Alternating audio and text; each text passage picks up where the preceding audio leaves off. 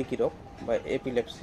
এটির কারণ হচ্ছে আমাদের ব্রেনের মধ্যে এক ধরনের ইলেকট্রিক্যাল ওয়েভ বা এক ধরনের ইলেকট্রিক্যাল তরঙ্গ তৈরি হয়, যার ডিস্টার্বের কারণে এই রোগ আমাদের সাধারণত হয়ে থাকে।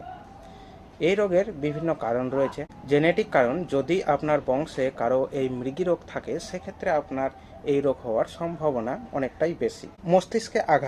মস্তিষ্কে আঘাত লাগার ফলে যদি আপনার trauma, brain tumour, stroke, meningitis এই সব সংক্রমণ হয়, তাহলে সেক্ষেত্রে আপনার এই মৃগী রোগের সম্ভাবনা অনেকটাই বেড়ে যায়।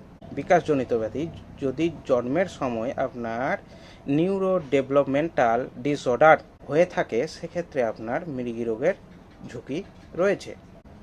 সংক্রমণ ব্যাধি যেমন মেনিনজাইটিস, এনসেফ্যালাইটিস এই সব পরজীবীর সংক্রমণের ফলেও আপনার মৃগী রোগ হতে পারে। স্নায়ু রোগ যেমন আলঝাইমার রোগ, এর ফলেও মৃগী রোগ আপনার হতে পারে।